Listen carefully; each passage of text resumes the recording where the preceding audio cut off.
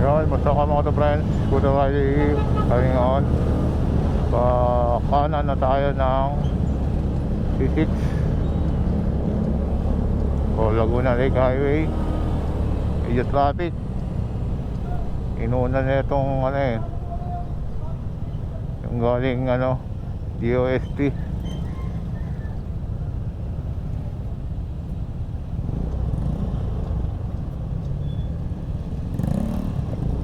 Ito, nahulog.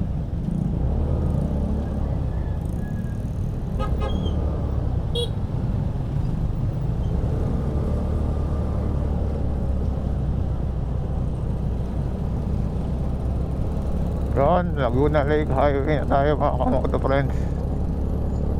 Kung may piyok-piyok pa. Night shift tayo mga kamoto friends. Galing ang gabi, pauwi na umaga. Hilig talaga sa kanan na itong mga bait nating kamoto friends eh. Hilig sa kanan. Yon, topic natin ngayon is worth it bang pag-acquire ko ng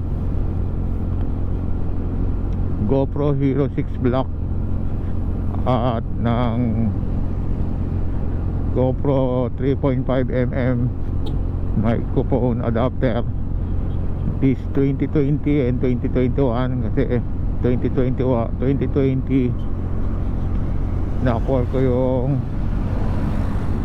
GoPro Hero6 Black, then itong microphone adapter naman is itong 2021 lang. Para sa akin worth it kasi ito yung gusto kong model at variant, yung colored logo, at ito din yung tinanong ko kay Motonosity kung worth it kung bumili ng GoPro Hero6 Black sa 2020. Ang sagot niya is gamit niya nga is GoPro Hero 5 Black. O siguro ibig sabihin niya pwede, nasa sa'yo yun, kasi nagkaroon nga siya ng problema sa GoPro Hero 6 Black niya na binalik niya sa GoPro, then in-update yung software, so hindi pa rin siya yata na-satisfy. At yung na-encounter niya na-encounter ko rin dito sa GoPro Hero 6 Black ko, kahit nung wala pa siyang microphone adapter. Yung nawawala minsan yung audio, may occasional hang. Pero hindi naman palagi. Try ko i-update kasi pag in-update based sa mga napanood ko is pangit yung stabilization niya. Kaya factory stock firmware to. Then one time ko palang na-encounter sa GoPro 3.5mm microphone adapter yung Shopee audio. Siguro yung may ginawa ako, ewan ko lang may ginawa akong DIY kasi para mag semi water resistant siya, light to heavy rain. Share ko na lang din sa ibang vlog or sa live stream. Ngayon hindi pa pwede, mahirap, nasa daan tayo. At the same time protection din sa mga likabok. Yan. At sa mga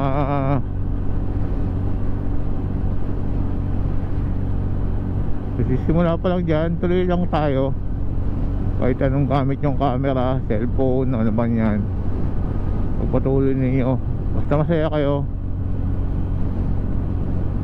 huwag yung hinto.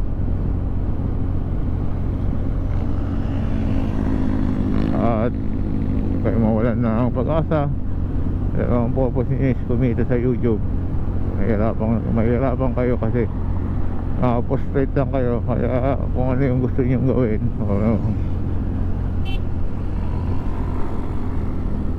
love nyo gawin is tuloy nyo lang.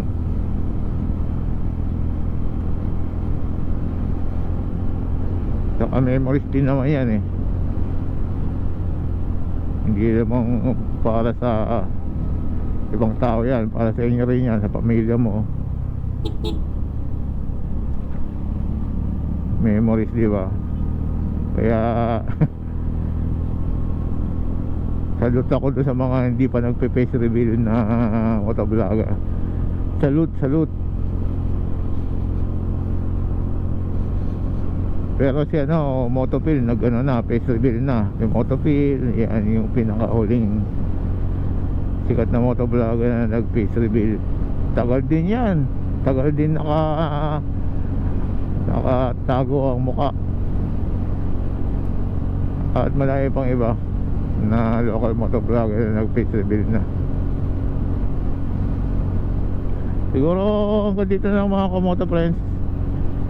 Short vlog lang naman to, topic or agenda sa along Laguna Lake Highway. At concentrate na ako at medyo going tayong night shift. At maraming salamat sa mga nanonood, sumusuporta sa aking channel. Thank you very much for watching and supporting my channel. God bless you all. Stay home, stay safe, stay healthy and stay clean. At pray always na maging okay na lahat. Kahit di ganun kabilis, basta may pagbabago or improvement o progreso. Yan. At good vibes lang tayo.